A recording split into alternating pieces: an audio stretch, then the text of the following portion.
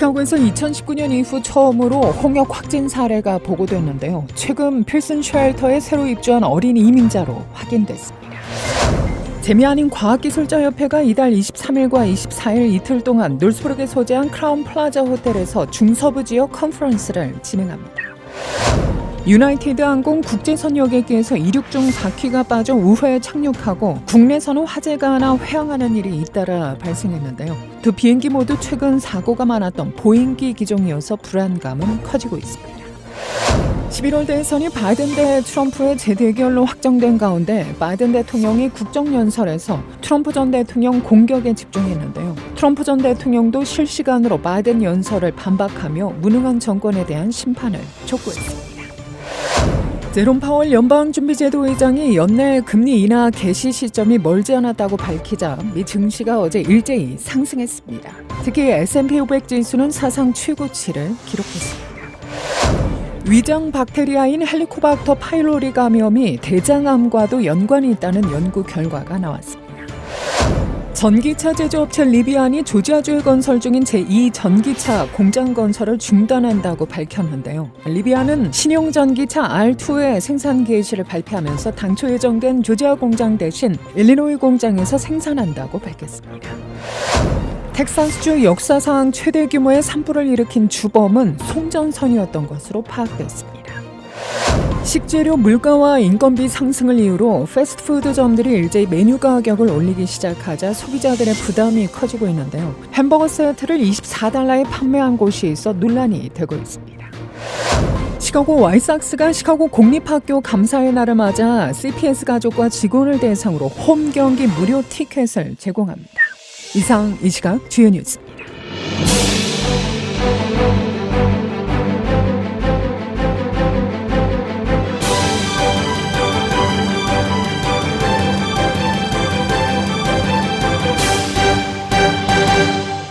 시카고에서 2019년 이후 처음으로 홍역 확진 사례가 보고되는데요. 최근 필슨 쉘터에 새로 입주한 어린 이민자로 확인됐습니다. 관계자에 따르면 현재로서는 감염 경로를 알 수 없으며 감염 기간은 지난 6일 끝났습니다. 이 환자는 자택에서 잘 회복 중이라고 보건당국 관계자는 말했는데요. 팍스 시카고에 따르면 현재 보건당국은 이 아이가 머물렀던 쉘터의 모든 입주자를 대상으로 백신 접종 여부 등 관련 조사를 벌이고 있습니다. 보건당국은 이 환자와 접촉했을 가능성이 있는 사람들을 찾기 위해 노력하고 있는데요.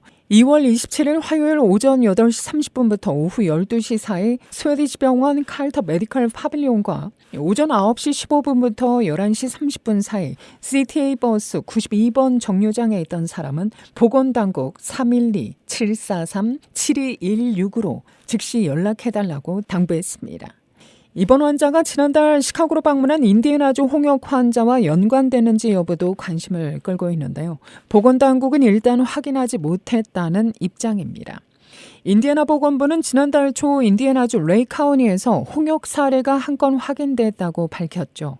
2019년 이후 인디애나주의 첫 발병으로 당시 이 환자가 시카고 병원 3곳에서 치료받은 것으로 드러나면서 시카고 보건당국이 바짝 긴장한 바 있습니다. 11월 대선이 바이든 대 트럼프의 재대결로 확정된 가운데 바이든 대통령이 국정연설에서 트럼프 전 대통령 공격에 집중했습니다. 트럼프 전 대통령도 실시간으로 바이든의 연설을 반박하며 무능한 정권에 대한 심판을 촉구했는데요.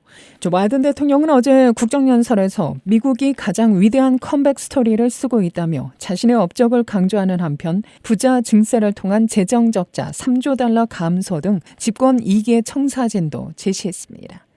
바이든 대통령은 임기 마지막 상하원 합동 국정연설에서 미국의 컴백은 미국인의 가능성의 미래, 중산층으로부터의 경제, 하향식이 아닌 상향식 경제를 만들고 있다고 강조했습니다.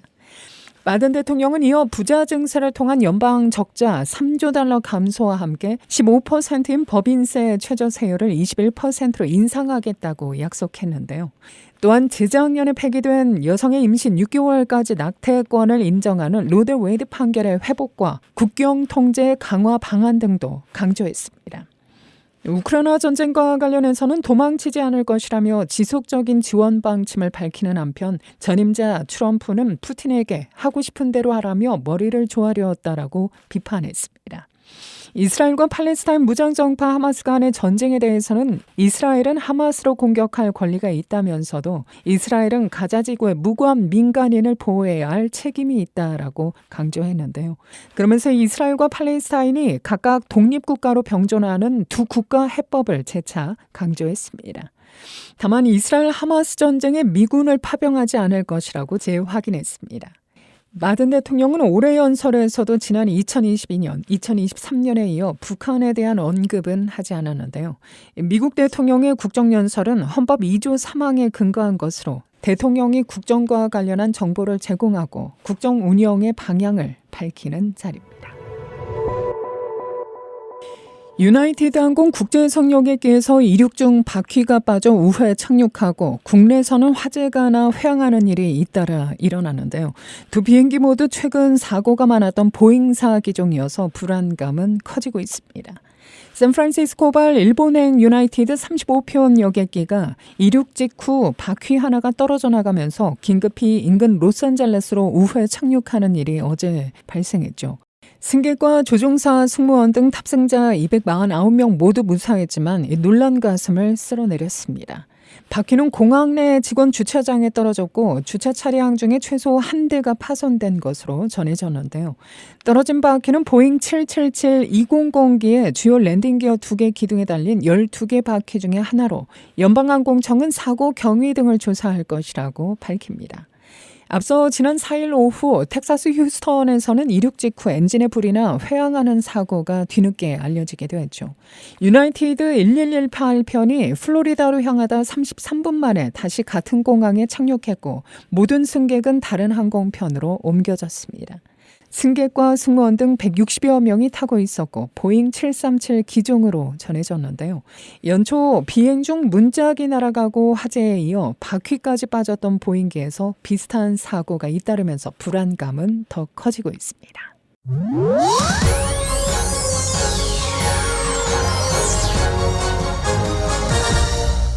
재미 아닌 과학기술자협회가 이달 23일과 24일 이틀 동안 놀스브룩에 소재한 클라운 플라자 호텔에서 중서부 지역 컨퍼런스를 진행합니다. 이번 컨퍼런스는 중부 지역 KC 과학기술자협회에 소속된 7개 지부에서 학부생을 비롯해 대학원생, 포다, 교수, 그리고 스템 분야 저명한 연구원 및 전문가들이 참여합니다.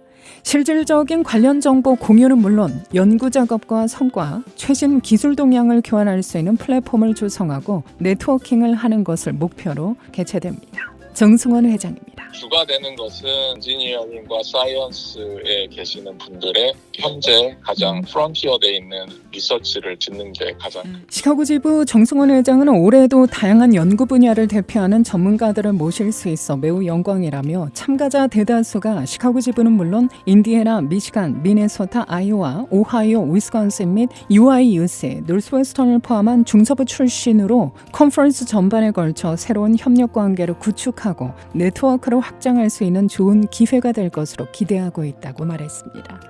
특히 2003년 첫 개최 이래 올해 5회째를 맞은 이 컨퍼런스는 다른 지역의 컨퍼런스와 달리 KC 현 회장인 UCF 손용호 교수와 차기 회장인 뉴욕 러커스 대학 탐오 박사를 포함해 차차기 회장 후보들도 참여해 향후 KC가 나아가야 할 방향 등을 알아볼 수 있는 좋은 기회가 될 전망입니다. 차기 회장은 탐오 박사님이라고 엄밀히 얘기하면 1.5세 되고 뉴욕 러커스터 대학에서 교수를 하고 계시고 이분은 이미 이제 확정이 돼서 이제 차기 회장으로서의 이제 활동을 7월 1일부터 이제 회장으로서 임기를 시작하게 됩니다. 과학자 협회에서는 3월 중순부터 4월 초까지가 선거 기간이거든요. 그래서 이제 다음 회장, 전체 회장님을 할 수 있는 이제 캔디데이트가 있습니다. 그래서 캔디데이트 하시는 분들이 와서 또 강연을 해주실 거고요. 현 회장인 손영호 교수는 한인 1.5세로 센트럴 플로리다 대학 재료공학과에서 2개의 석좌 교수직을 맡고 있는데요. 임기는 오는 6월까지입니다. 손 교수는 임기 동안 글로벌 과학기술 협력과 차세대 과학기술자 양성에 힘쓰고 있습니다. 아시다시피 임기 중에 윤석열 대통령을 방문을 해서 윤석열 대통령이 얘기했던 이제 과학의 세계화 이런 거에도 굉장히 많이 중점을 두고 있기 때문에 미국 내에 계신 과학자분들이랑 잘 소통을 하고 또 한국에 계신 분이랑도 컬러버레이트 워크를 잘 해서 조금 더 이 한국 과학자들이 좀 세계적으로 많이 영향력을 미칠 수 있도록 논문 퍼블리케이션이라든지 아니면 좀 패턴트를 어떻게 좀 잘 낼 수 있는지 이런 것들을 잘 서포트를 해주시고 또 거기에 관련된 사람들을 또 연결을 해서 잘 이해를 할 수 있도록 도와주고 계십니다. 3월 23일 오후 1시부터 다음날 24일 주일 정오까지 진행되는 이번 컨퍼런스는 회원뿐 아니라 일반에게도 공개되는 오픈 세미나 형식으로 진행됩니다. 최근 많은 이슈를 모으고 있는 로보틱스나 소셜 사이언스에 대한 전문가들의 발표를 시작으로 졸업 후 산업계 또는 학계 진출에 관심 있는 사람들을 위한 경력 개발 세션과 영 제너레이션 YG 전국 회원들이 진행하는 학부생 전용 세션이 마련됩니다. 각 세션별로 엔지니어링이나 사이언스나 또 다른 지역에 계신 분들을 좀 모시고 와서 저희 이 지역에서는 또 없는 분야를 또 소개를 할 수 있는 기회를 만들었습니다. 가장 최근에 이제 또 관심 가지는 로보틱스나라든지 아니면은 조금 더 소셜 사이언스, 그다음에 YG, 또 이제 영 제너레이션에 해당되는 미팅들이 또 따로 있습니다. 또한 이번 컨퍼런스에서는 시카고 지부가 유일하게 진행 중인 멘토링 프로그램에 참여 중인 학생들이 연구 결과를 발표하고 또 멘토들의 전공 분야가 소개됩니다. 고등학생 멘토링 프로그램의 프로그레스 리포트를 이 컨퍼런스에서 발표하는 기회를 가지려고 합니다. 멘토링 프로그램을 진행하고 있는 고등학생들이 이미 컨퍼런스에 등록을 했고요. 같이 하고 있는 멘토들도 같이 등록을 해서 멘토 멘티 미팅을 이 컨퍼런스에서 진행을 하기로 했습니다. 뿐만 아니라 멤버의 가족도 올 수 있습니다. 보통 1년 텀으로 진행을 했습니다. 이제 멘토분들도 이제 회사원이시고 시간적인 제약이 좀 있다 보니까 요번에 처음 이제 6개월 텀으로 좀 줄여봤습니다. 6개월 텀에도 우리가 1년 텀이랑 한 거와 비슷한 효과를 가질 수 있는지 확인을 해보려고 6개월 텀으로 좀 줄여서 이제 7명의 멘티들이 참여를 해서 진행을 하고 있습니다. 컨퍼런스 참여 신청은 이달 중순까지며 놀스브룩 소재 크라운 플라자 호텔에서 열립니다. 등록비 및 보다 자세한 관련 정보는 홈페이지 mrc.ksea.org를 참조하면 됩니다. 아니면 나의 자녀들에게 또 보여줄 수 있는 여러 가지 사이언티픽한 백그라운드를 가지신 분들이 오시기 때문에 참여를 하셔도 좋고요. 꼭 등록을 하지 않으셔도 당일날 오셔서 잠깐 보시는 것도 나쁘지 않을 것 같습니다. 재미있는 과학기술자협회 KC가 매년 3월에 개최하는 MRC는 중서부 소속 지부 간의 동선과 또 활동 회원 수 등을 고려해 앞으로도 계속 시카고에서 열릴 것으로 전망됩니다. 다른 데서 오시는 분들 입장에서는 그래도 시카고가 큰 도시이기 때문에 또 여기서 하는 거를 또 원하시더라고요. 계획상으로는 매년 이 비슷한 시기에 할 것 같습니다. 좀 더 사이언스와 엔지니어링의 대중화를 위해서 또 지역별로 이 컨퍼런스를 진행을 하는 거니까 많이 관심 가져주시고 이번에 참여를 못 하시더라도 다음에 참여를 하실 수 있으면 더 좋을 것 같습니다.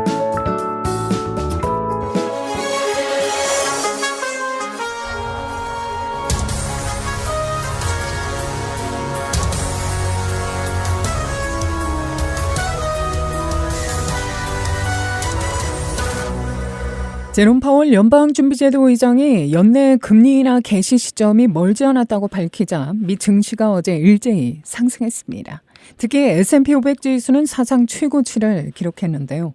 미 증시는 곧 금리 인하를 단행할 것을 시사하는 제롬 파월 연방준비제도 의장의 발언으로 일제히 강세를 보였습니다. 파월 의장은 상원 청문회에서 연준이 금리 인하를 시작하는데 필요한 확신을 가져오기까지 오래 걸리지 않을 것이라는 입장을 밝혔는데요. 전날에도 하원 청문회에서 비슷한 취지의 발언을 했는데 금리 인하 시점이 멀지 않았다며 한 발 더 나간 겁니다. 시장에서는 6월 금리 인하 개시 전망에 무게가 실리고 있죠. 이 같은 기대감에 증시는 일제히 호응하며 상승 곡선을 그렸습니다. 특히 S&P 500 지수는 1.03% 오른 5,157.36으로 마감하며 지난 4일에 최고 기록을 다시 갈아치웠습니다. 조기 금리 인하 기대감이 커지면서 정보기술 업종과 또 통신 서비스 업종이 상승세를 이끌었는데요. 특히 인공지능 반도체 대장주 엔비디아는 4.5% 상승하며 AI 테마가 주도하는 랠리를 이어갔습니다. 전기차 제조업체 리비안이 조지아주에 건설 중인 제2전기차 공장 건설을 중단한다고 밝혔는데요. 리비안은 어제 신형전기차 R2의 생산 개시를 발표하면서 당초 예정된 조지아 공장 대신 일리노이 공장에서 생산한다고 밝힌 겁니다. 이 회사는 기존 일리노이주 공장의 R2 생산에 집중하기 위해 조지아 공장 완공 시점은 나중으로 연기한다고 보도자료를 통해 밝힌 바 있는데요. 전기차 스타트업 리비안은 일리노이주에 공장을 설립하고 SUV 및 픽업 트럭 제조에 나서 테슬라 대항마로 주목받고 있죠. 리비안은 지난 2021년 12월 조지아주 모건 웰턴 카운티에 50억 달러를 투자해 제2공장을 세운다고 발표한 바 있습니다. 리비안은 2026년 전기차 생산을 목표로 최근 2년간 조지아주 동부 2000에이커 부지에서 공장을 건설 중이었는데요. 그러나 이 공장 건설 부지 인근 주민들의 반대에 부딪혀 건설이 지연돼 왔죠. 일부 정치인들은 조지아주 정부가 리비안에 제공하는 세금 면제 혜택이 너무 과도하다는 우려를 표시합니다. 또한 최근 전기차 수요 감소로 인해 리비안의 주가가 내려간 것도 공장 건설 중단의 원인으로 지적되고 있다고 언론들은 분석했습니다. 위장 박테리아인 헬리코박터 파일로리 감염이 대장암과도 연관이 있다는 연구 결과가 나왔습니다. 헬리코박터는 세계 인구의 3분의 2가 갖고 있는 것으로 알려진 위장 박테리아죠. 감염되었다고 다 치료해야 하는 것은 아니지만 특정 조건이 충족되면 위염, 위, 십이지장 궤양, 또 위암을 일으키게 됩니다. 연구 대상자 81만 2,736명 중 20만 5,178명이 헬리코박터 감염 검사에서 양성이 나왔는데요. 이들은 헬리코박터에 감염되지 않은 사람보다 대장암 발생률이 18%, 대장암 사망률이 12% 각각 높은 것으로 나타납니다. 이 중 헬리코박터 감염을 치료하지 않은 사람은 대장암 발생률이 23%, 대장암 사망률이 40% 각각 높았는데요. 헬리코박터 감염과 대장암 위험 사이의 연관성이 얼마나 강한 것인지에 대해서는 연구가 더 필요하다고 연구팀은 덧붙였습니다. 식재료 물가와 인건비 상승을 이유로 패스트푸드점들이 일제히 메뉴 가격을 올리기 시작하자 소비자들의 부담이 커지고 있죠. 햄버거 세트로 24불을 지불했다거나 노상 강도와 다름없다는 불만의 목소리가 뒤섞여 쏟아지고 있습니다. 최근 한 온라인 커뮤니티 사이트 레딧에는 햄버거 세트로 24달러를 지불했다는 글과 함께 영수증을 인증한 게시물이 올라왔는데요. 이 소비자는 LA의 한 패스트푸드 체인점 파이브 가이스에서 베이컨 치즈버거를 12달러 49센트, 탄산음료로 2달러 89센트, 그리고 작은 사이즈 감자 튀김으로 무려 5달러 19센트를 냈다고 말합니다.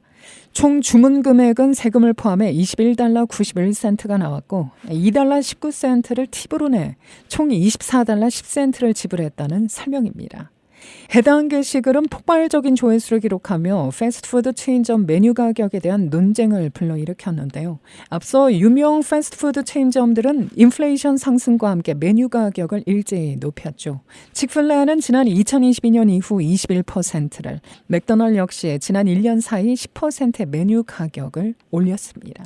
이렇게 원자재 가격과 직원들의 임금 인상에 따른 부담을 기업들이 소비자들에게 부담시키고 있다는 비판이 이어지고 있지만 패스트푸드 가격 고공행진은 계속 이어질 것으로 전망됩니다.